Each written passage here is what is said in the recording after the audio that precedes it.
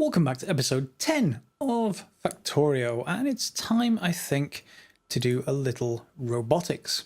I was going to start with rail, but this episode we may still get there, but I'd actually just want to make sure we start manufacturing robots while we're going actually doing rail, because once we set it up, it should actually be fairly self-sufficient. So I've brought in some of the ingredients we had last episode. We made the electric engine units, we've got red circuits, and now we just need to hook all this up together in some kind of semblance of a working machine. So something along the lines of this, and then two of you like that should do. This machine is going to supply the other two and is made with flying robot frames. And then we build, well, we can choose whichever robot we want here, but in this case it probably makes more sense to make construction robots on the left and logistics robots on the right. Reasoning, there's green circuits on this side, these are going to need them, these are going to need red circuits. Okay, so let's just bring this up here. And then on this side, we're going to need to have something here, but we can turn, I guess, there. If I get the belts right, that you can turn. And then something along, oh, no, not like that. Actually, we can just go one further up. Yeah, there we go.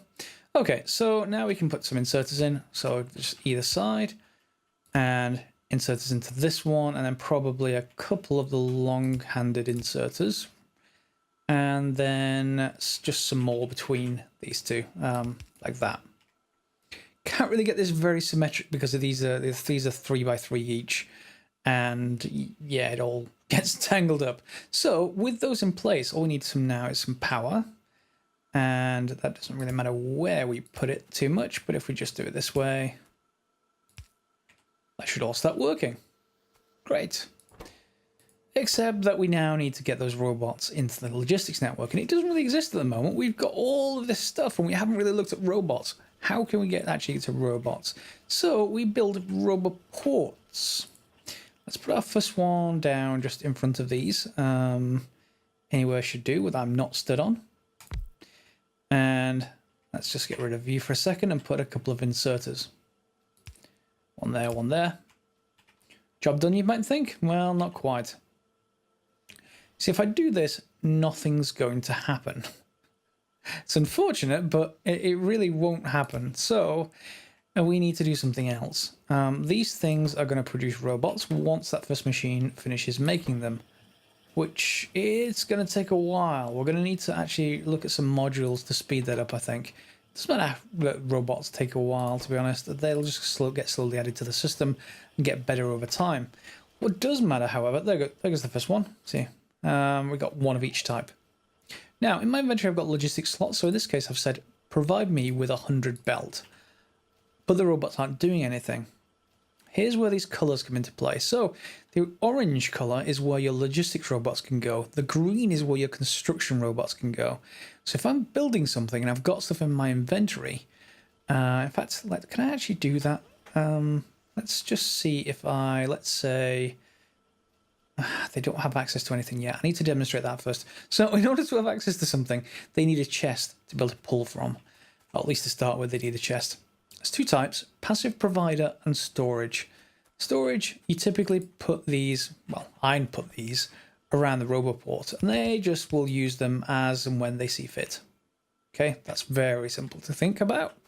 The other type is if you like, the end of your production chains. So instead of putting them onto a belt, you put them into a passive provider chest or some other types of chest later. For example, here, if I wanted to get this belt out by a robot, I can replace this wood chest with a passive provider chest. Uh-oh.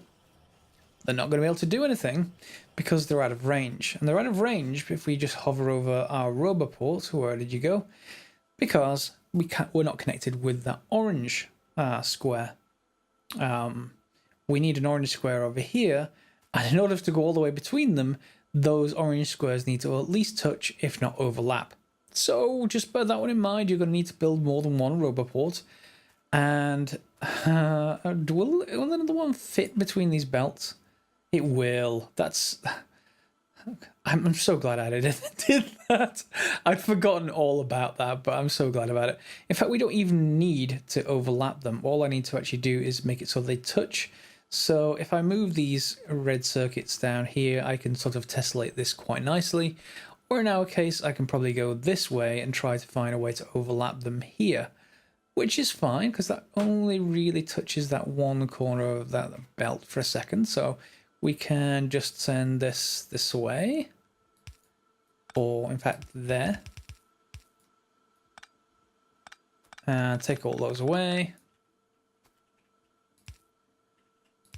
And now, can I put my roboport down? So just line them up anywhere you like, and down it goes. And just a bit of power of some kind, and we've extended our logistics network. That's still not far enough to actually get to those chests, but don't worry, we'll get to them soon. I do actually, or I may be able to start constructing them in my inventory. Roboports, why can I never find you when I want them? There they are. So, iron gear wheels and advanced circuits. We can grab some advanced circuits easily enough. And iron gear wheels, well, we can just grab some iron. Now, one final thing, I guess, on logistics networks. If we just set it up like that, we're going to have a few issues, one of which is these are going to keep consuming resources even when you don't want them to. So we can set things up a little bit sneakier, if I remember rightly, and let me see if I remember how to do this. You can basically tell it to not insert when there's a total number of robots in the system. So if we grab some cable, which is being down here, some red wire, and we can connect, I think, the inserter to the roboport and to the other inserter. We can then say, for the inserter, I want to, in fact, maybe go to the roboport first, actually. Whoops. Roboport. So read robot statistics. Okay, and there are the output signals. These are just letters, these are just variables. So X, Y, Z, T. What we want to actually do is only insert things when, let's say, the total number of logistics robots is less than 100. In fact, we could just say less than 1, I guess, to test this out, or less than 2. And the same thing with total construction bots. Or you can just go with total available bots. In fact, no, we need to go with totals. That's fine. So we've set this side up to output some signals. This side up, we need to get to read those signals. So in this case, this is the construction bot machine. So we want to, grab the inserter and say, read a signal. Which one was it? This is construction. So construction is T. Okay, so change this to T. Do we want less than or less than equal? It shouldn't really matter for this. Less than, let's say, 2. Okay. So I think that should, mode of operation enable. Yeah, so when the total number of construction robots is less than 2, it should enable. And you see right now, it's not inserting any construction bots. It's 5 here, 2 in here, but it's not working. So if we change this to, say, I don't know, 100, it's now working. And we can do the same thing with logistics robots. That's Y. So enable when Y is less than 100.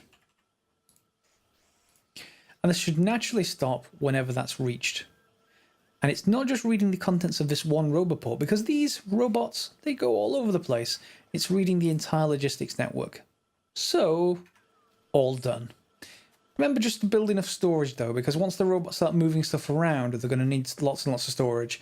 So I end up just building arrays of these chests nearby the roboports.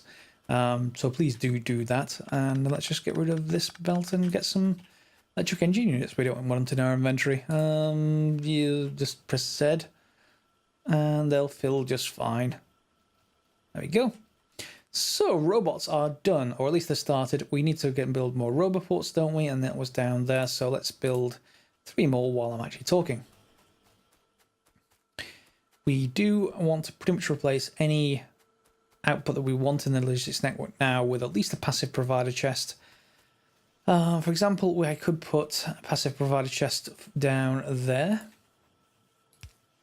And again, for furnaces, because we're going to want those. And let's say we want... is there anything else in chests at the moment? I think I put it all in the belt. Ah, there we are. This will do in this example. So both of those are now passive provider chests. So we've got 4 lots of 50 assembly machine 2s, and we've got 17 in our inventory. So if I say always keep me... where are we? Always keep me 50 of those. They should realise, and away they go. Very slowly. That's a bit of a problem. And why isn't our research working? I think I've disconnected something. Or not connected something. Let's go and quick have a look over here while they... Oh, they've picked up the assembly machine 2s. And we got a package. Supply the player by a logistics robot. And they're coming back with more. So you can increase the speed of them. You can also increase how many things they can carry. And once they're finished slowly bringing all of these, they're going to go back to the nearest roboport to recharge, which is what they're about to do now. And again, just drop down some storage chests. Doesn't matter much at the start, but it will matter much later. And yeah, I did need to rehook up this. For some reason, this is not connected to you, and you need to be able to make, where are you? Military science. Yeah, there we go. And let's just actually upgrade those to fast inserters. Yep, okay. That should now carry on military 3. So we've got robots done, we've got military science fixed, and this should automatically build up our robot system. The thing we're going to need to do over time is choose the right research. So you see we've got worker robot cargo size, that needs blue science, which we now have. Logistics trash slots, that's to throw stuff away. So if you wanted to get rid of stuff, instead of just putting it in a box and shooting it like I tend to do, you can just put stuff in the trash slot and robots will come and take it away, and then they'll put it in the storage boxes. That's one of the reasons why you need them. The other things we need, well, personal roboport. Yeah, that's actually a pretty important addition. It's part of modular armor, if I remember rightly. And as it says, allows construction robots to work from your inventory. So right now, if I place something down, so let's say, we can do this with this. Let's say I wanted a factory here. Okay, they're going to go all the way over to this box right here. I'm going to bring back one factory and they're going to lay it down. This looks hilariously slow right now, but I promise it will get much faster. With a personal roboport, I first of all will carry construction robots in my inventory, but second of all, I will have the ability to be able to build stuff that's near me. So if I use my blueprint system, I can pop down a blueprint, it'll all swarm out of my inventory, deploy everything down, swarm back into my inventory, and of course they can charge it with a certain amount of modules, certain sort of modular armor bits and pieces. I think we just need batteries or power source or something. It's been a while, but I'll get to that part. So this is the first half of the episode. Actually, we got time to go onto rail. Okay, so we want to bring in coal, oh sorry, not coal, we want to bring in iron ore into our smelteries. In this case, I've got these 2 runs for now, but they're going to extend this a ways a bit. And we're going to be able to then get rid of this eventually. So again, these will actually turn out to be in a temporary location as well, because once you have construction robots, you can use the deconstruction planner to remove all this into your inventory and then a new blueprint, and they'll put it all back again. So it will be next to instant once we get that running. But in the meantime, it's okay to probably build over here some kind of temporary rail terminal. Again, just like in Minecraft, we have to build these temporary structures until we got something a little bit better. So how do we do that? Well, rail is much like... Ooh, turrets. Do I have turrets in my inventory? Rail is much like belt, but just with an important difference. You can rotate it, and if you see, there's 8 directions. So yeah, you might think, oh, okay, I can lay it down like this. Please don't. Just please, please, please don't. Start with either horizontal or vertical. Almost never, I don't think, any reason to lay this kind of thing, but start with horizontal or vertical. And let's say we started right here, just to miss this. Yeah, so let's say we started right here. Okay, now what we can do is, let me just move this to a place that might actually need it later. And just dedicate that slot for rail. So, if I click on the end, where that green arrow was, and then just I run with it, you'll see it starts snaking around. Okay? And we can do anything we like with this. In this case, we're just going to click up here somewhere, and it's going to extend outwards, just like this. And it's going to use up definitely more than one per run of this in our inventory, but it is going to let us run a rail line quite easily. Okay? And even if you don't do that, don't worry about it. If you need to come back to it, because we're going to have to go through this forest, I want to cut across just below that oil and head. If we head over here, where is it?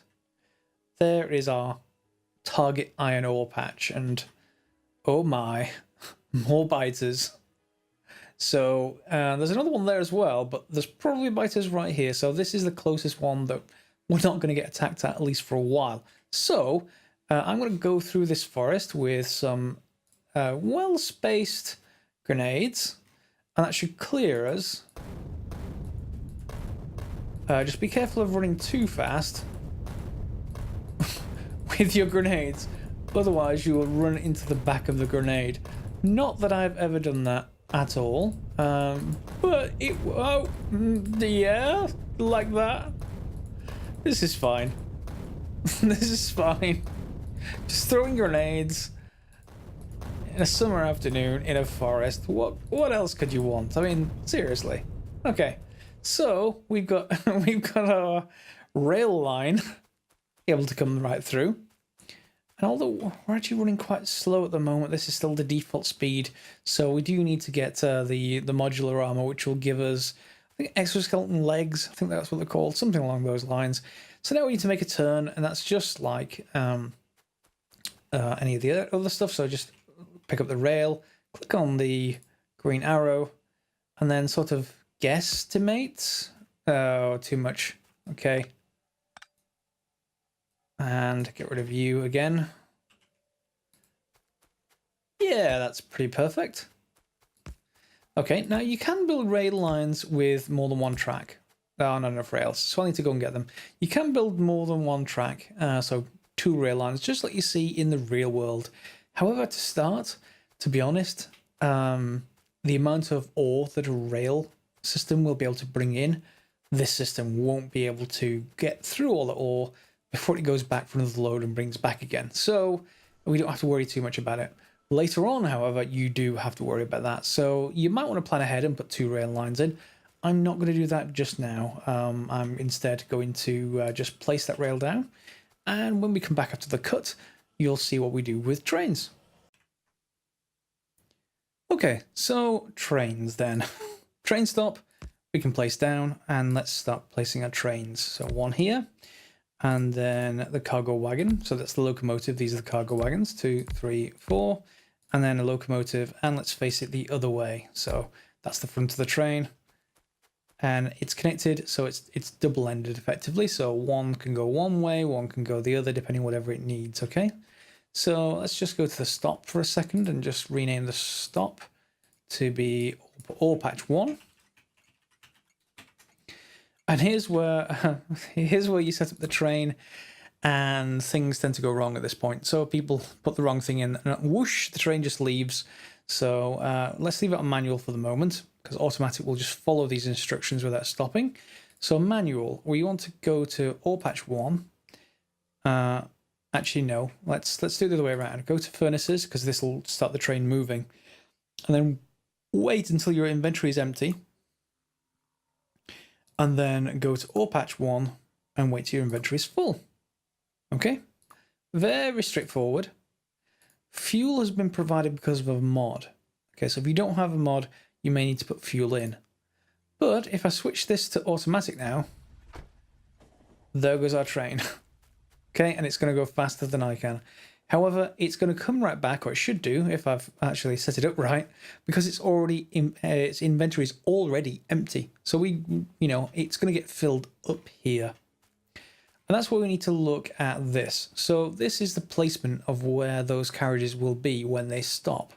So we need to put, for example, not these particular inserters, but let's just say we have inserters. We need to put them something along those lines, yeah? So we're going to pull them into a buffer box of some kind. But this is at the other end. Because this is on the ore end, we're going to be loading them here. So we want it to face the other way. Here it comes. Here's our train. And it's going to stop and wait for a full inventory, which, of course, it can't have. Right now, anyway. One upgrade that is worthwhile when you're doing this is the stack inserter. Well worth it, basically. It just enables you to load and offload from a train cargo wagon into boxes. It just has a much higher capacity, and because it's not sorting different items out, it's literally just loading stuff in. It makes this very, very fast, and that train can be going backwards and forwards very quickly indeed. So I'm not sure if I've got stuff in my inventory. That research is about to get done. So I'm going to wait for that to be done, and then what we're going to need to do is make some boxes. I don't want to use the logistics boxes because we're not actually going into a logistics furnace setup just yet. We may well do that later on in the game. But for argument's sake, can we just go for wooden boxes? So I want 6 per carriage, so that's 24 boxes, which should get done.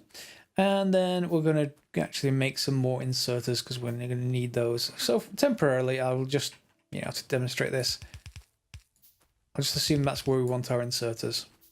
And then we're going to have a box and then another set of inserters like that. And then we're going to have to get our belt into these somehow. It tends to go... I never remember how exactly to do this. It's an art form, building a proper loader. The best person I know who does this is Mazzuri, and I definitely don't have his skills. So let's just build some of you. Just one splitter, please. And we can start out with something along these lines. This isn't the right setup, but it will get us started. Whoa. And that's why it isn't the right setup. Okay, so you get the idea. We're going to bring in another line here and do exactly the same thing. Helps if I get that belt right. There we go. And then the same thing here.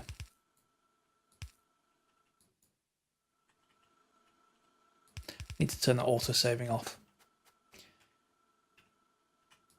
There we go. So that will sort of work. You tend to see the issues once this is running. And let's start the new research, and we want the stack inserter. So all we now need to do is fill this patch out and then run power. And the power, probably going to use these big electric poles, which are massive by comparison. And we can then run them cross-country or along the train line. Do be aware that when crossing the train line, this train, it's called Goof and Boof. If it starts going, it will run you over and kill you instantly. I'm not even sure if you survive it with higher tiers of armor. I think you still die. So bear that in mind. And I can just run basic electric poles from here. Let's see how far we get with this one. This first one will be short. The ones thereafter, yeah, will be quite long. So we run this cross country, and then if you are building 2 rail lines, just make sure that they're that far apart, just so you can run the electrics. Not quite long enough. Okay, so I'm going to need to build more of those, but you get the idea. I'm just going to fill those in off camera. All right, there we go. We've got the iron ore mining set up, and I've made some minor adjustments to this because if I remember rightly, there's a problem if you try and do 6 in a row like that as I previously had it. I think this one, if the belt's going that way, has problems because it's the last one. So I've just tried splitting everything up that way, and hopefully this will be a little bit better. If we had 4 lanes of ore coming in, just to improve the speed even more, then we obviously wouldn't need the splitter arrangement. But for now, that should be fine, assuming that I've got enough belt. Logistics robots didn't catch up to me, so I don't think I've got enough belt to hook this up. I guess we can see. Yeah, I'm out of belt. Right, back in a second. Actually, one more thing. You can ride your train. Just hover over it and press enter on your numpad, and then click on it, and you can say go to the next station or go to furnaces. In this case, however, because it's set up to automatic, as soon as it gets there, its inventory is going to be empty, so it comes all the way back. But that's not much of a problem. And I guess the one thing here is to just describe the whole train thing and what you do to set them up. So essentially, it depends on how many cargo wagons you have and how many locomotives you have as to how quickly the train can speed up and slow down. So if you wanted something really fast, you and I just press enter to get back out again. You could have like 2 in front and then 2 locomotives facing one way, then a cargo wagon and then 2 locomotives on the back. But I guess that wouldn't really be efficient, and we don't need, as you can see on the map up there, it's fast enough that we don't need to worry about it just now. But I tend to have that 2-4-2 arrangement just so that we can sort that out. And I can get some belt. Wow, am I really out of other stuff? I tend to just use these as just dump chests for now, and we'll get more belt. Unfortunately, I can't actually ride the train back because it's gone back by itself, so I'll see you in a minute.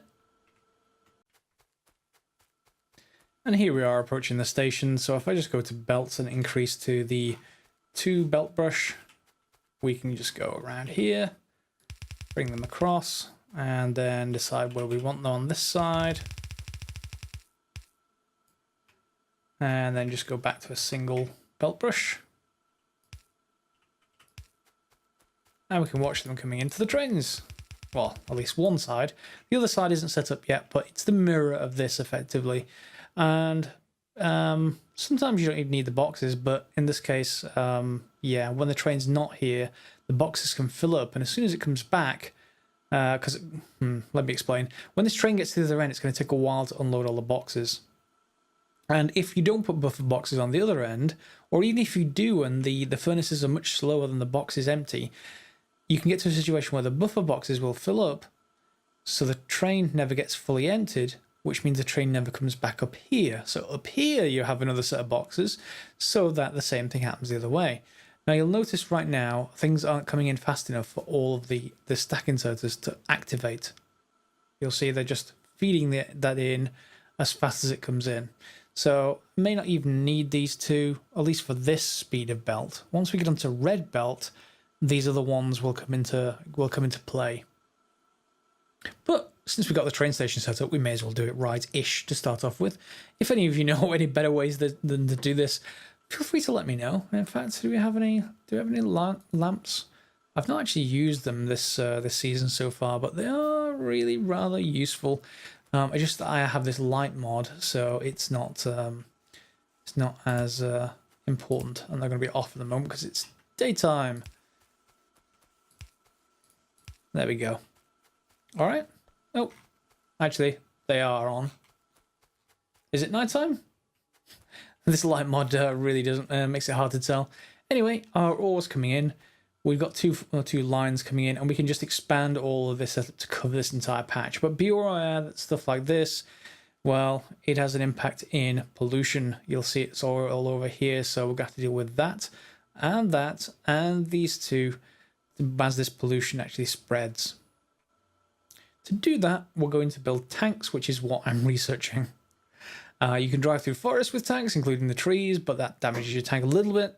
However, you can mount flamethrowers and all. Well, you can use flamethrowers and other bits and pieces in your tank. So, all well and good. That's going to fill up at this side, then this train's going to come down to the other train station and then stop. At which point, I'm going to have to build the train station on the other side. But I'll do that off camera between the episodes because I'm not going to show you redundant stuff. But we'll get to speed ups in the next episode. Until then, hope you subscribe. Feel free to give a thumbs up. and maybe watch the next episode. Hope to see you then. Goodbye.